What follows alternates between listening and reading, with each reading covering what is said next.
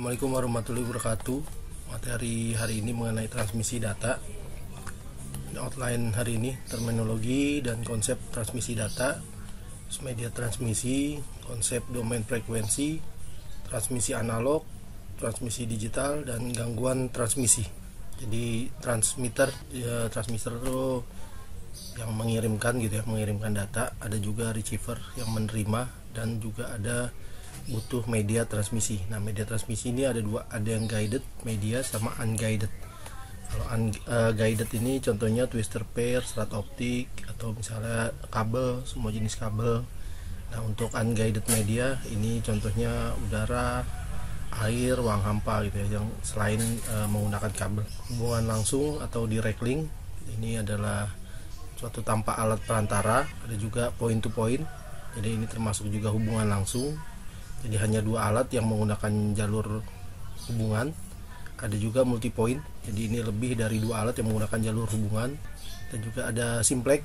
Simplex itu komunikasi satu arah, contohnya misal televisi. Jadi dari penyiar gitu ya, kita tidak bisa mengirim balik. Dan juga ada hub duplex, ini dua arah, tapi ini hanya satu arah pada satu waktu gitu ya. Jadi dua arah secara bergantian, tidak bersamaan. Jadi gantian, contohnya misalnya radio polisi.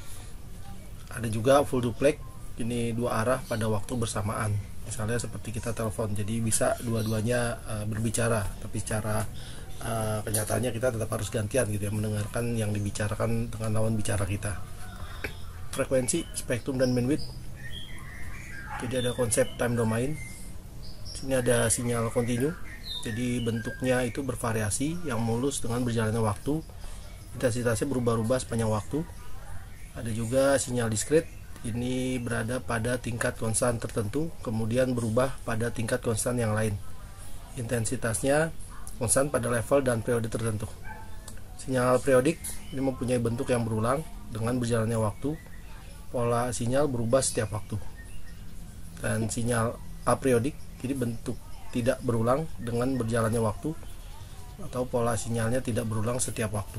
Panjang gelombang adalah jarak yang didapat dengan satu putaran, atau jarak antara dua titik yang bersesuaian dengan fase pada dua putaran yang berkesinambungan. Konsep domain frekuensi, jadi biasanya sinyal ini biasanya dibentuk dari berbagai frekuensi.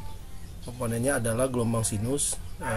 Dapat dijelaskan di analisis Fourier bahwa setiap sinyal dibuat dari komponen gelombang sinus dan dapat mencetak atau plot fungsi domain frekuensi. Spektrum dan bandwidth. Spektrum itu jangkauan frekuensi yang dikandung di dalam sinyal. Bandwidth absolut adalah lebar spektrum. Bandwidth efektif ada sering disebut bandwidth saja gitu ya. Jadi semakin sempit frekuensi, semakin banyak energinya. Dan ada komponen DC, ini adalah komponen frekuensi 0. Kecepatan data dan bandwidth. Jadi setiap sistem transmisi ini mempunyai pita terbatas dari frekuensi atau lebar frekuensi. Jadi hal ini membatasi kecepatan data dan banyaknya data yang dapat dibawa atau dikirim. Transmisi data analog dan digital. Data ini adalah sesuatu yang membawakan sebuah arti. Sinyal ini merepresentasi listrik atau elektromagnetik dari data.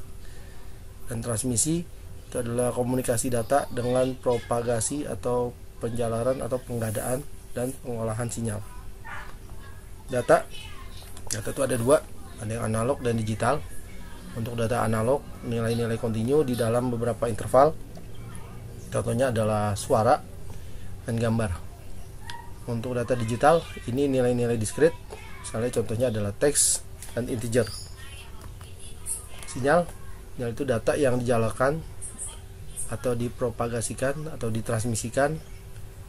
Dan analog, sinyal analog itu suatu variabel secara kontinu, ya berbagi media transmisi. Contohnya adalah kawat, serat optik atau udara. Untuk lebar bandwidthnya nih 100 Hz sampai 7 kHz. Untuk telepon bandwidthnya itu 300 Hz sampai 3400 Hz.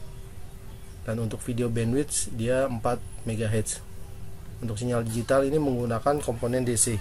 Data dan sinyal biasanya menggunakan sinyal digital untuk data digital dan sinyal analog untuk data analog. Ini bisa menggunakan sinyal analog untuk membawa data digital, misalnya adalah modem. dan juga bisa menggunakan sinyal digital untuk membawa data analog. Di contohnya adalah compact disc audio. Transmisi analog ini sinyal analog ditransmisikan tanpa mengetahui isinya, bisa berupa data analog atau digital. Jadi terjadi pelemahan atau atenuasi ini jika melebihi jarak yang ditentukan. Ini menggunakan amplifier untuk meningkatkan kuat sinyal, tapi dengan menggunakan amplifier ini juga bisa menaikkan noise.